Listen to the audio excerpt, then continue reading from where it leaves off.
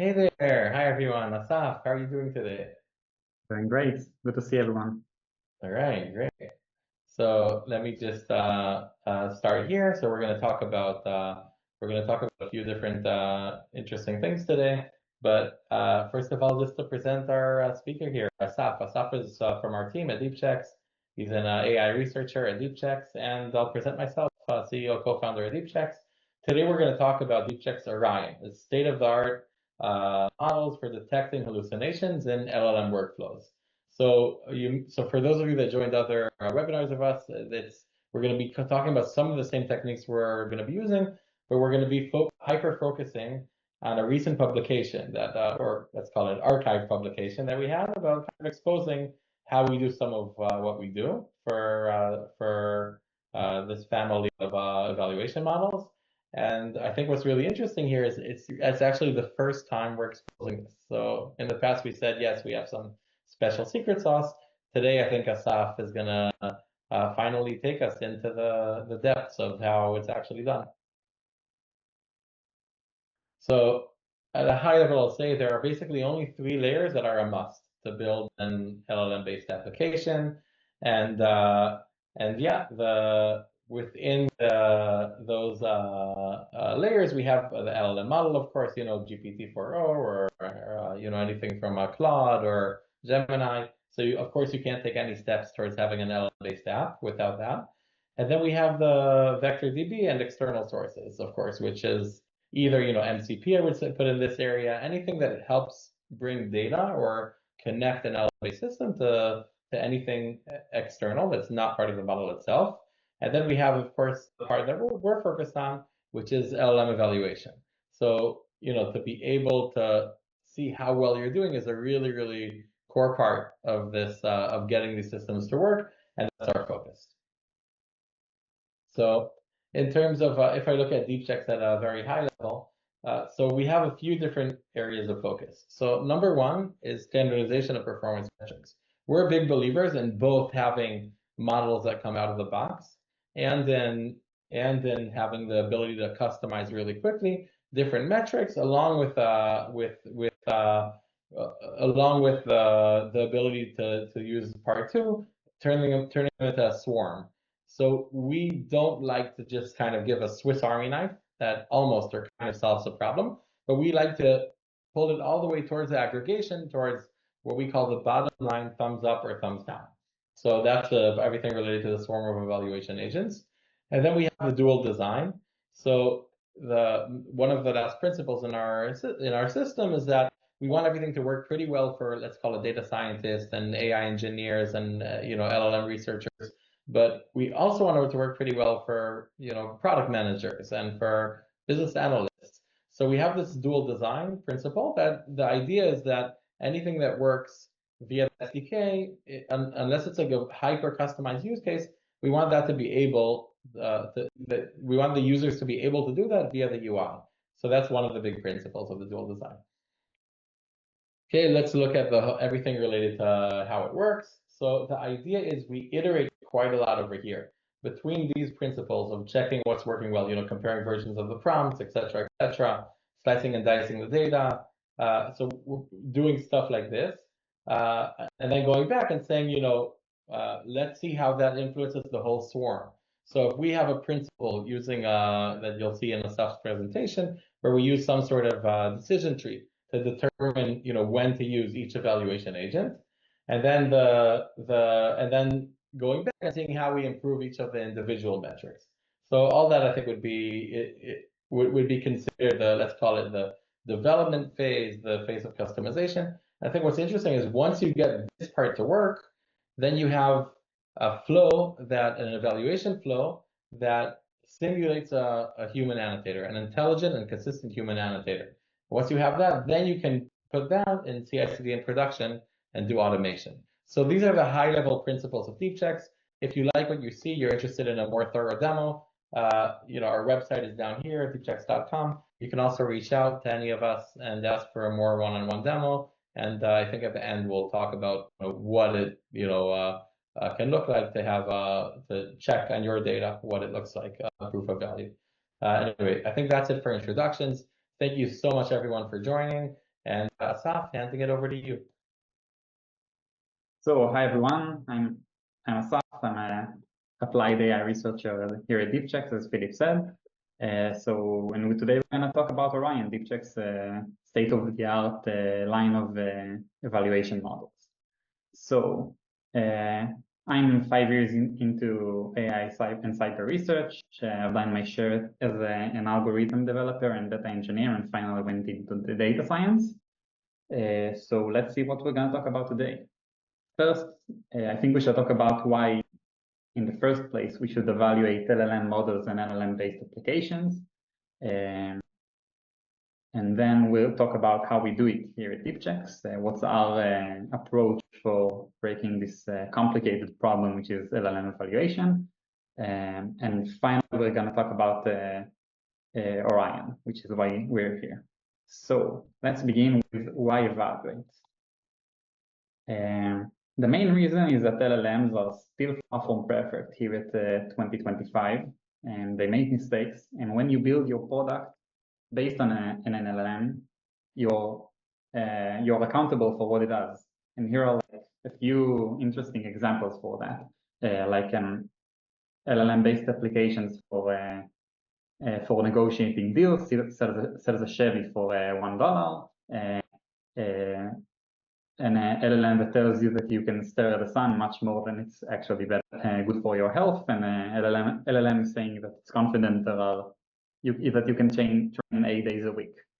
I love the example about the sun because it's like so realistic that someone right immediately says, "Oh, sure." Definitely. So looking at those examples, we can go on and look at some use cases for how we use LLMs today in applications. So up until not very long ago, LLM-based applications were pretty straightforward in the tasks they were performing, like the ones in this list. All of them, what's common to them is that they mostly require a single generation to deal with. When you answer a question, you generate one answer. You generate a single summarization, some content, or some code. If you're performing a Q&A, if you have a Q&A application that uses RAG, you may have a retrieval step in the middle, but generally it's one generation by the LLM. So, but if you look at the landscape today, it's very different because LLMs are better. So people are and we developed many techniques to use them for much more complicated workflows. You see many autonomous agents. You see IDE coding assistants like Cursor. You see chatbots, and what's common to them. Oh, and before I move forward, I'll say that if you read the news, it mostly looks like this, like agents, which seem they are such a powerful tool. Many people want to use them for personal and for products. And why it makes evaluation more important is the fact that on this kind of task, you have, as I said before, you have one generation. This is like a snippet from Deepchecks. You can see an input sent to the LLM. You can see the output generated by it, and you can see information retrieved in the middle and the system prompt, and it's basically one generation. But when you're moving to working with agents, you can see the snippet here that we have a lot more interactions with the LLM. Each of them are as complicated as this one, and each time the next step has to take into account everything that happened before, making the context that the LLM has to hold much bigger, making the task more complicated, meaning that it may be tougher and it may fail more, and failing may cause it to degrade from the task. Maybe it will start talking about other things, forget what it was supposed to do, and failing the whole process.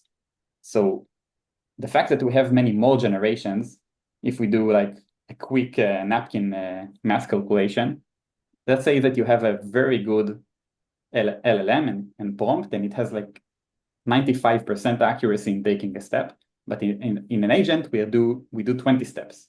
So if we take this accuracy to the power of 20, we drop down to 36% accuracy, which is less more, and it comes to show how important it is to evaluate and get your application steps very, very accurate before you deploy a very complicated workflow like agents. So makes evaluation even more critical today.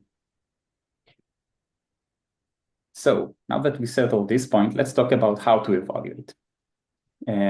So first, let's make a distinction between evaluating the model itself, like GPT-4o.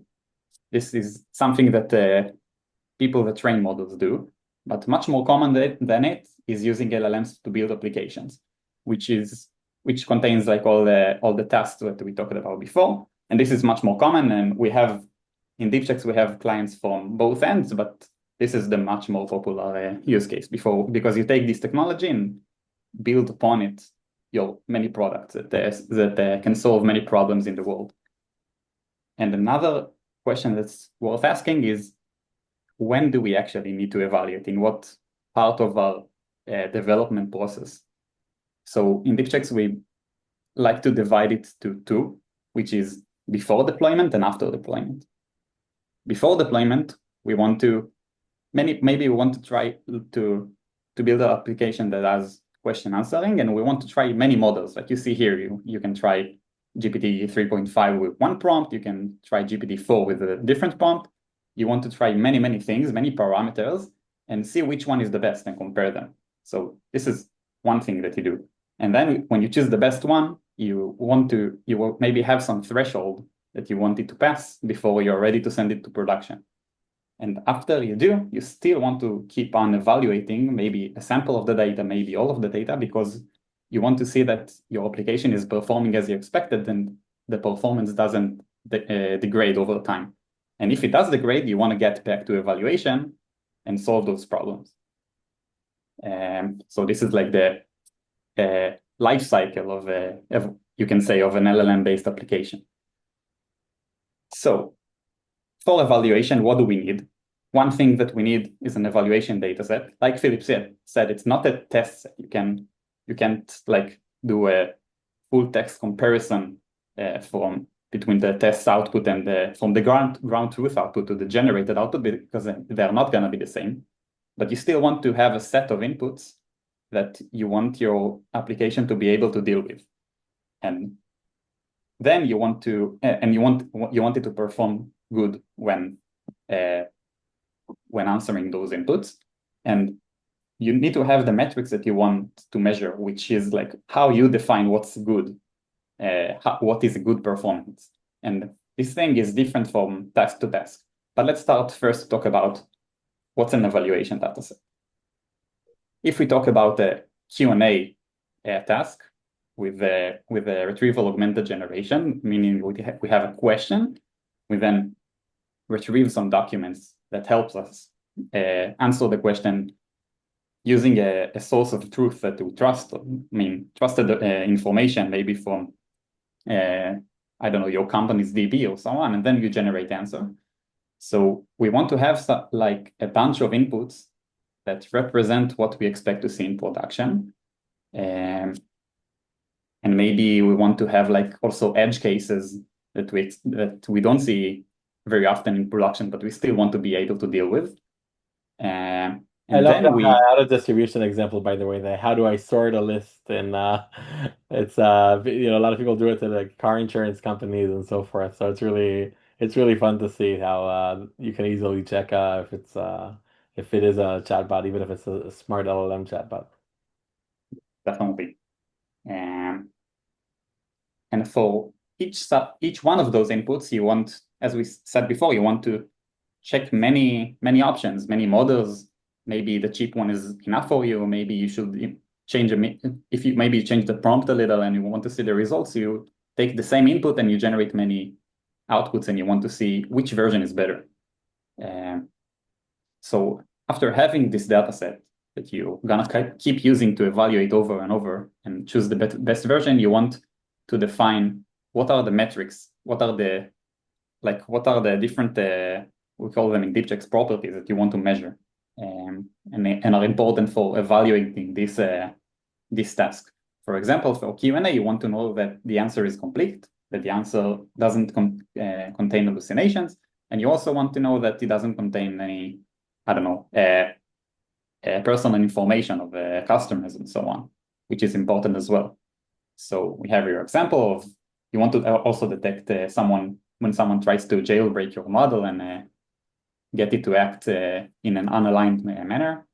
We have examples of hallucinations and incomplete answers. You want to be able to detect all of those and measure how well you do in each of these axes. And when you make a summary of those metrics, here we like to divide them to quality metrics and to guardrail metrics, because they test like basic stuff that every model should do to be harmless. And when we have those, we can evaluate our application using the dataset and measuring all of those. So now we have a question to how do we measure all of those? We want for each metric to be able to score an LLM. How did it good in this axis? So you have a lot of options here. You can have human annotation, like an expert looking at an example and saying, there isn't any hallucination here. You may use LLM as a judge. You may have an answer written by an expert, and you can make some comparison to it, saying, okay, it's very close. And you may use proprietary models, like models that were specifically trained to measure, for example, did the output answer all the questions in the input? Or are there any hallucinations in the output? They are like expert models for each problem. And to choose like what is the combination of those for evaluation is difficult. And that's why it's hard to build an efficient evaluation pipeline. So how do we still do it in Deepchecks? We like to take an approach that we call a multifaceted approach, because we break each task, like Q&A, summarization, tool calling agents. We like to break each one of them to metrics. What are the different metrics that it has to perform well to say that it did, that we'd say that it did good on the problem. And for each one of those, we have a way to evaluate them. Like the best one that we think, the thing that we think is the best out of these options. And after we develop the different metrics and the way to assess them and to score them, we aggregate them to an overall score, like basically a good or bad, which is like what we try to estimate what an expert that would have looked at the output, what he would have said. And once you have these building blocks, you can repeat systematically and try different prompts and basically look at the score and say, okay, this version is better. I'm gonna deploy this version to production. So just one more word about how we do this aggregation is that we have a set of rules that we tried on many domains of way to combine those metrics to an overall score. Maybe I'll just remind here that anyone should feel free to ask questions in the chat. We'll do our best to address them either during the talk or at the end. We'll try to make some intervals for them. Yeah. Oh, I love this slide. Waiting to. So let's say that we have like a bunch of metrics and we want to decide, is the output generally good or bad? I mean, what an expert would have said? Would he say that it's good or bad? So we have, this is like an example for a set of rules that we have in Deepchecks. So let's say that we first check, is the answer available in the output? If it doesn't, we need to check why. Let's say that it is, then we want to check that in the documents it is available as well. If it isn't available in the documents, it means that the LLM probably hallucinated the answer. So we say that this isn't a good interaction, and we go on to check. We go lower in the tree and check many other rules that we use to classify the output as either good or bad, and then we can take an average and say the application did good on 68% of the examples. So we can then later check, is the answer, let's say that it is that the answer is also in the document, so we can check, is it complete? Is the text quality good? And we use all of those rules to get to the bottom line of is the output good or bad? Philippe, you want to say anything? I think what's really interesting here is a lot of times we like to use the term mixture of experts technique for this. A lot of times mixture of experts, it's a term that's saved for the external models, for you know the LLMs themselves and so forth. And it turns out that over here it's very, very useful to be able to give a non-simplistic approach towards saying thumbs up, thumbs down. So the idea is this is supposed to simulate an intelligent and consistent human annotator. So just like you would have an intelligent person that's saying, you know, just doing the repetitive task of thumbs up, thumbs down, then, you know, you can go and tap them on the shoulder and say, hey, you know, this should have been a thumbs up to your right, except, you know, in these cases where the text is very long, then there should also be a little warning at the beginning. So this is thumbs down. And then those types of considerations, this is a very simplistic kind of decision tree. But when we have a decision tree that takes the like many, many models, but then taking the outputs of the models, the scores, and kind of navigating in the decision tree, that's probably what happens in a lot of your brains when we define a policy and want to enforce it. So I think Asaf just mentioned the details of technically how it's done, but the idea is using models, thresholds, and then having the leaves of the tree be thumbs up or thumbs down. Let's call it our secret sauce. Not so secret anymore. We've been sharing a bit about how we do it, but it is pretty unique to the way we work. Yeah, so earlier when we said that we use a swarm of agents for evaluation, it means that for each of those decisions, yes or no, we use either a proprietary model, an LLM judge, or an agent to evaluate whether this is a yes or a no. And then we have a set of rules that we use to come to a bottom line conclusion about is this a good or bad interaction.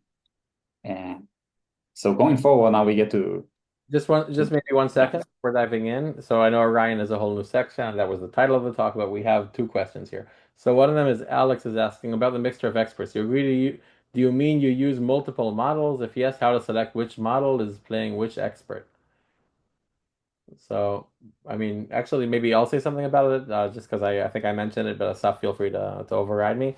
So what we do with the models, because a lot of them are low compute, we don't navigate to them only based on what happened in the previous model. We calculate the results in advance. So imagine you start from this unstructured mess, then you get to a table where the columns of the table are the outputs of different models. So you might have the answers would be between 0 to infinity, 0 to 1, 1 to 5, depending on the model. And then it's basically a decision tree that navigates between them. So de facto, it's a mixture of experts where we are deciding which model will determine in which case, but then each model has its own barriers where if it's above this threshold or under this threshold, then it's normal, and then we continue to the next split. So you basically usually have to go to get to the leaf of thumbs up, thumbs down. Then it's using the same types of considerations you would have in common sense. That's basically the mixture of experts is the way to describe it at a high level, but I think we already gave the more detailed kind of understanding for how to do that. So that one I answered live. Next question, I think for Asaf. Ayub is asking, when you run a multifaceted evaluation like Deepchecks, describe tracking completeness, hallucinations, PAI, leakage, jailbreak, etc. How do you weight and aggregate those heterogeneous scores so product teams can make a clear ship or don't ship call? Especially when some signals come from costly human graders and others from cheap automatic probes. So we have like a way to rate which method is more important. For example, if we have a client that provided for us a ground truth answer for a question, we first try to use it and say, okay, this is it similar? And if it is, we try to annotate it as good. But we actually we treat this problem of how to aggregate as its own like prediction problem. We have data sets of annotated examples, and we try to come up with the decision tree that will reliably estimate those annotations for good or bad. So we actually treat it as a learning problem as well, where we also try to measure. We have the constraint of making sure that the tree makes sense. We won't use any tree. We want to use rules that are like intuitive. I mean, we won't use a high score of high scoring hallucinations as to annotate examples as good. So this is like the method. All right, amazing. Another question from Ayub, but I think this will be the last one, then we'll move on to the next part. So, and your ruled tree mixture of expert evaluator acts as a frozen proxy for an intelligent human annotator. In practice, how do you detect and correct drift? For example, when newer jailbreak patterns or domain-specific hallucinations emerge that weren't in the original rules. Do you run an active learning, etc., periodic human audit loop, recalibrate thresholds, update submetrics, and what signals tell you it's time to rebuild versus simply reweight? So maybe I'll give the initial answer. Models will add whenever a new model or a new LLM, let's call it a judge, will add whenever there's a clear signal that there's a new syndrome here, and then usually if it's a significant enough thing that you would want to be part of the auto scoring, right away you have to add it to be part of the decision tree. Now, usually changing the thresholds within the decision tree, that's more just seeing when without a new phenomenon there was something that was just not calibrated right in the first place, and maybe the initial distribution didn't represent it. Maybe the calibration wasn't done well at the beginning. So I think that's it. Sometimes while you're recalibrating, you see there isn't a great solution, then you might realize you have to update the model to be a stronger model, the evaluation the agent to be stronger, or just have two, like, separate the different use cases and then have a separate model for each one of the different use cases. Yeah, I want to add that I really like this question. But you're basically asking how do we monitor our models' performance in production, which is a very valid question. So one option is that we try to use our interaction with the clients to do it. Many clients bring forward to the table an evaluation set that's annotated, and we want to see whether we actually are able to estimate it. And another method is trying to follow the latest benchmarks for every problem and see how well we perform on it. So those are like our signals for that. Amazing. All right, let's go to this next part about Orion. Yeah, so all been waiting. Orion. The moment you've all been waiting for, of course. So earlier we talked about the proprietary models that we use for evaluation, which are expert models trained to evaluate specific metrics. And in Deepchecks, we call them the Orion series because they are models that are fit for. We try to train such models for problems that are both very common. For example, detecting hallucinations is almost relevant for any case except maybe content generation and so on. And so they occur a lot, and they are also very important to be accurate on. So we train them specifically. We have such models for detecting hallucinations, for detecting unsafe user inputs like jailbreak attempts and so on, and detecting when a model is avoiding answering a question, and some other more. But today we'll deep dive into the hallucination detection method that we have. So what are hallucinations? This is just a definition that I threw on the table. An LLM is hallucinating when it's generating. I love your initials. I told him to put it there. Don't worry. He's a very modest person. Try to be. So we define an hallucination. So LLM is hallucinating when it's generating baseless facts or facts that contradict a trusted source of knowledge.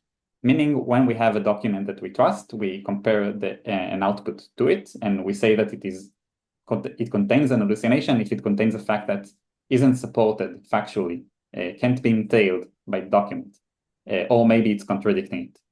So some examples from real use cases, from question answering use cases. We don't want, specifically RAG, we don't want an LLM to feel knowledge to answer a question based on its knowledge. We want to see that it actually uses the documents provided to it to answer the question.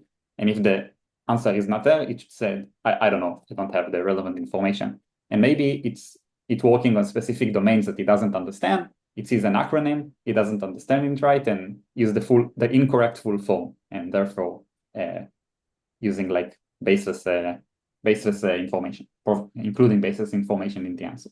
And in an agent may misunderstand the tool description and misuse it. And it may also just not use tools at all and use its own knowledge to answer a question, which actually happens. We see that a lot. So how do we deal with this, and how do we evaluate whether there is an output is an hallucination? So we have a multi-step algorithm, which we'll go over. Let's say first our settings. In our setting, we have a question that was asked, that the LLM was asked. We have some context that it should use to answer the question, and we have an output. This is true for, I don't know, summarization, for Q&A, for agents, for all of them. So first step is maybe I'll just continue the build up a bit for this slide, or this slide and the next slide. This is the first time we're presenting it publicly, and we published for a while we've been using it just within the platform without really describing how it works. And we published we put a paper on Archive describing how it works, and this is the first time we're showing in a talk how it works. So it's I think it's a piece of art, and it's fun to share some of what happens under the hood. Yeah, for me as well as a data scientist, it's very fun to talk about how we do it. So we first take the output and we break it to claims, to like statements that it contains. Let's say that I tell you I'm Asaf and I'm from Tel Aviv. We break it into I'm Asaf and I'm from Tel Aviv, and then we try to filter non-factual claims from the output. So let's say that instead of I'm Asaf and I'm from Tel Aviv, I said hi, I'm Asaf and I'm from Tel Aviv. So we take the hi and we can't check if it's an hallucination or not. It's just a hi, a greeting. It's not a factual claim. So if we try to evaluate and see if it's supported by any context, it will come up as noise basically.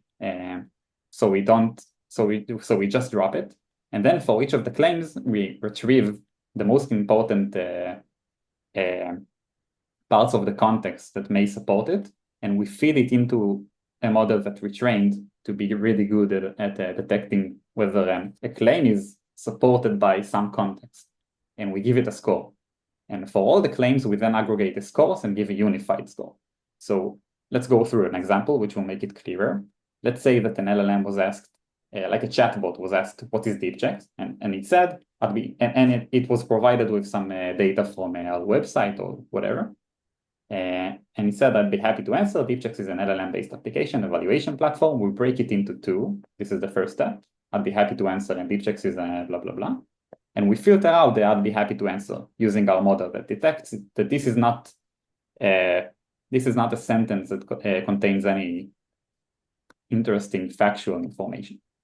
And then for the statement we have left, we retrieve the most relevant parts from our documents. We feed it into the model. In this case, it's actually entailed by the context, so we give it a high score. And since we have only one claim, the score stays the same. If we had more, we have some function that aggregates them to a final score.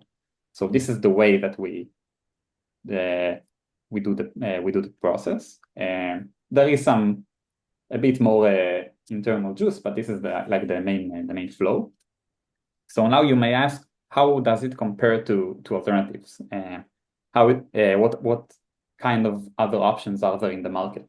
So one option is just having a large model that gives you the score outright without any of the breaking and so on. And there are also alternative models that try to find the exact token that contains the hallucination, like saying answer is the hallucinated part.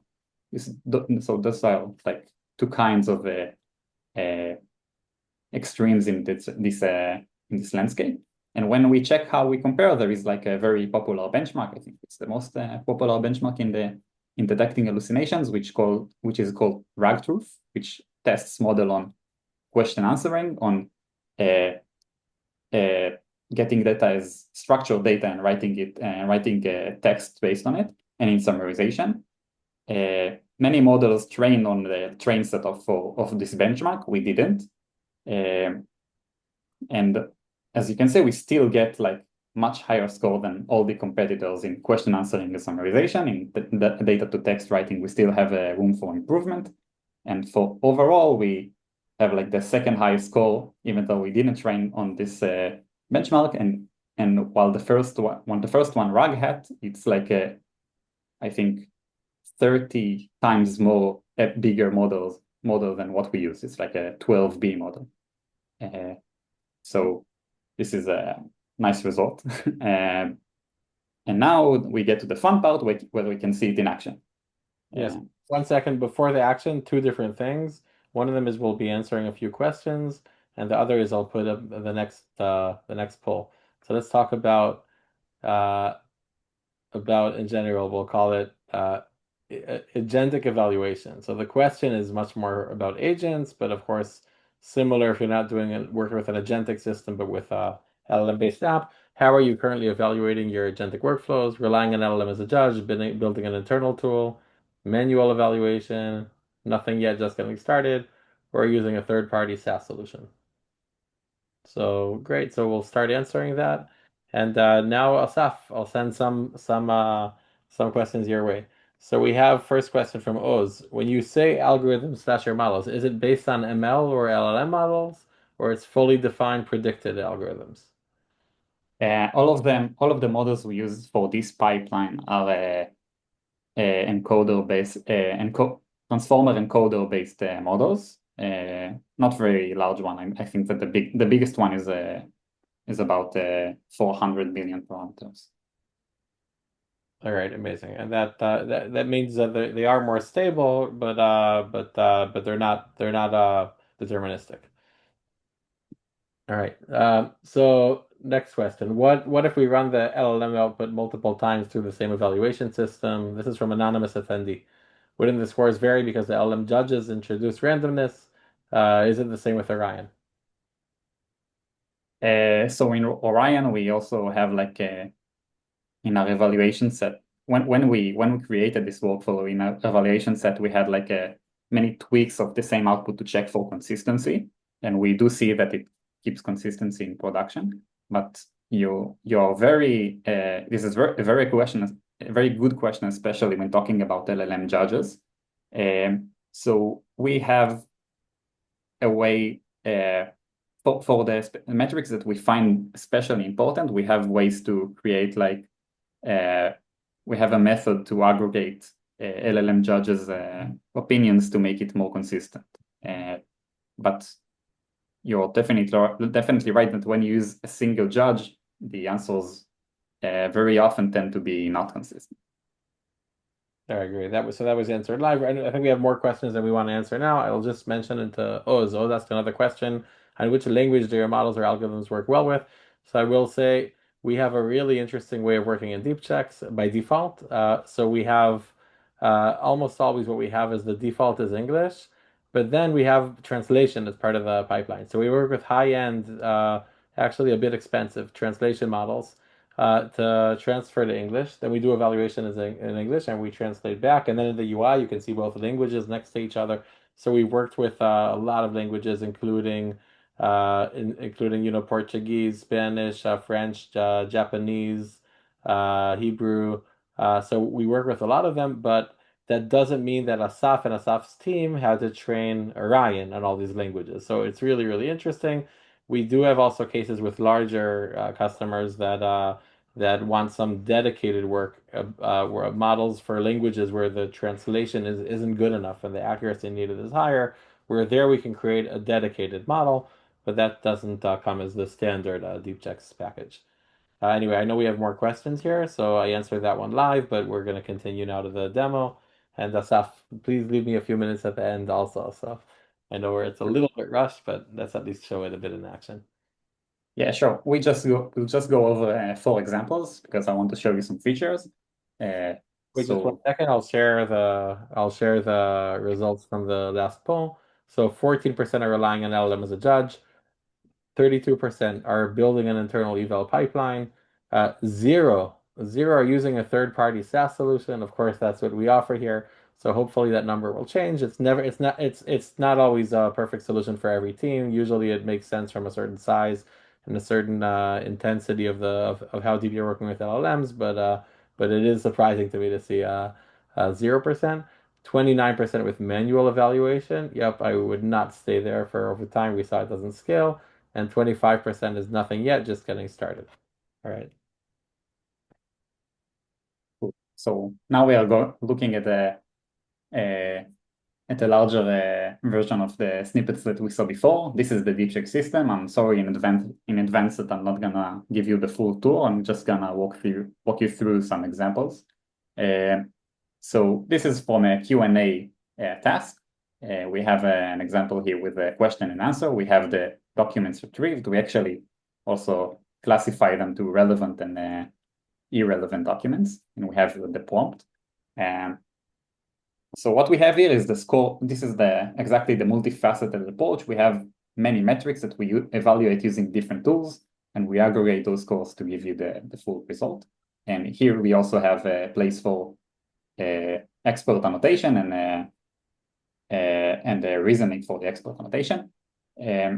So on many of such metrics in the Deepchecks UI, you can just click on them and see maybe the reasoning of the model, and maybe you can see some highlighting on the text. In this case, this is the hallucination detection metric, and you can see that those parts were highlighted because they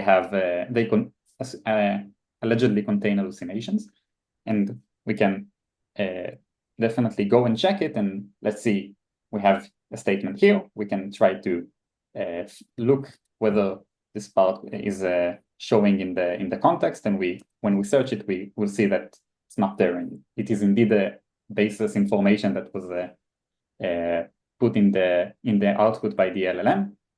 And same here, it says that the diagnosis involves assessing the symptoms along with the patient's medical history. But if we look for the medical history, anything in the context that is supposed to support this claim, we won't see it, because it is indeed an LLM that just used its own self-knowledge to answer the question. We can also look at another example from an Q&A. We just one quick interruption, just so that people aren't left in suspense. So we have a question from Philip. What a beautiful name. Does Deepcheck support externally executed or remote evals, e.g. in custom containers? We're building a solution that is not just text-to-text, but that executes based on a user input in another software. So Philip, the answer is yes, we fully support that. I hope Assaf will show that. You can show that like what a custom property looks like. But in general, we support it, and happy if you want to have, maybe we could also, both Philip and anyone else that's interested in a one-on-one session, happy to show this in a one-on-one in more detail, or go over a specific use case that's not over here. Yeah, so we definitely allow importing of external evaluation tools into the system, and you can see them here along the other metrics that we evaluate. But right here, I wanted to show a different example where the model actually doesn't give the answer; it avoids giving an answer, and we detect it, and therefore we don't even try to score on groundedness. And you can see that. And you can see the combination of those. And we also don't use this combination when we try to annotate and give the estimated result, overall score for this example. And now we can move on to summarization use cases, which you see here. We have like a description of and some Q&A questions about the product here, and we have summary. And you can see that our metric highlighted those two examples. We can try and see why. And in this case, if we search for 1.7 kilograms, we don't see it here. Maybe it's like in grams or something. And here we can see that the original article says that the model weighs, that the laptop weighs 17 kilograms, meaning this is a contradictory information, and therefore is highlighted as a hallucination by the model. So last example, here I show, you remember the slide showing that we first take an output and break it into statements, claims, and then we drop claims that don't have like a lot of factual data in it. So we using another model. So right here, this is information density is the metric that we use to check that. You can actually see that this output is doesn't contain any hallucinations. I can't click it and see anything because it's clean. But using this one, we can see parts of the output which has low information density, and we didn't feed even into the grounding in context model. If we did, it would have inserted some noise and maybe gave us a low score, but it's just the title. It doesn't convey any important information, and it's obviously when we look for product summary, it won't be productivity. It won't be in here because it's like just to make this clearer. So that's it basically. And this was it from my side. All right, perfect. So maybe I'll just give a few more pieces of context. 1 second. Maybe so you can stop sharing, Asaf? Sure. And I'll share for a bit. So first of all, we'll have colleagues that reach out both with the recording and with options for anyone that wants a one-on-one or to look into trying the system, having a proof of value. But let's start off here for a second. What's the value of the system of Deepchecks? If we put aside the technology, sometimes you need to convey this to other colleagues and stakeholders, and sometimes just for self-understanding. The idea of Deepchecks is you can do many of the tasks here that Asaf showed, comparing versions, setting up auto scoring, generating data sets, et cetera, slicing and dicing data, doing a lot of things that are usually available just for tabular data. And what we've seen with some of our customers and companies we're working with is 5x improvement of time to production, which is a huge deal when this whole game is being the first and the fastest and so forth. We see a very significant decrease in hallucinations, low quality responses, not right away, because you can say it's just a detection system, but with the whole process of running through it and having a team process set up, then we see a significant value in this area.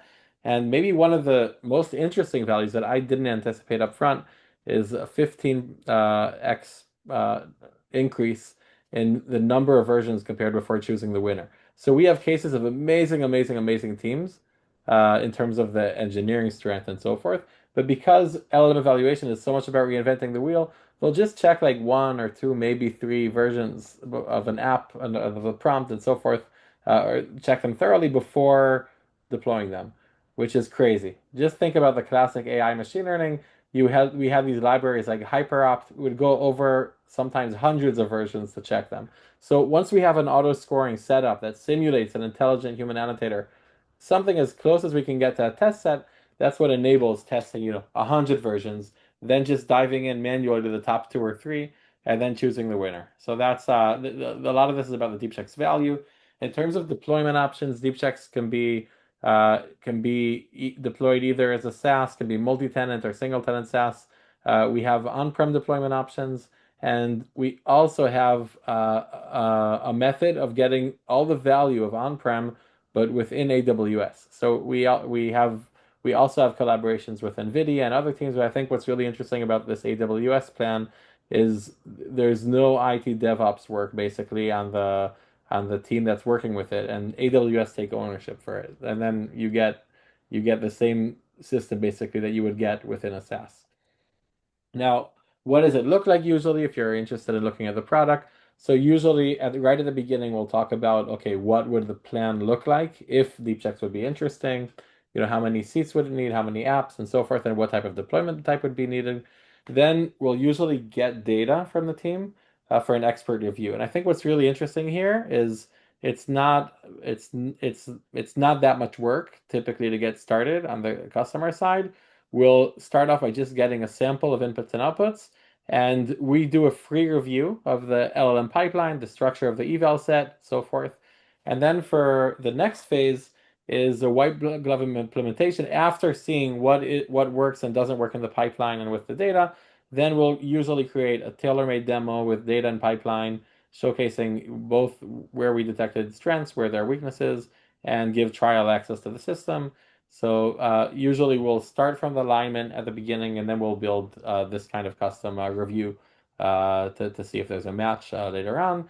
And anyway, when the team reaches out with the recording with other questions, then please feel free to share any questions and any thoughts.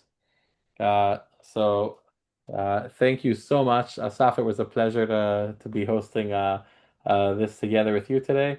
And I mean, I know there were a lot of questions as we're going. I think we can take another one or two if there happen to be right now, but otherwise, I think we'll let you move on with the rest of your day. And thank you so much, everyone, for attending from so many places around the world.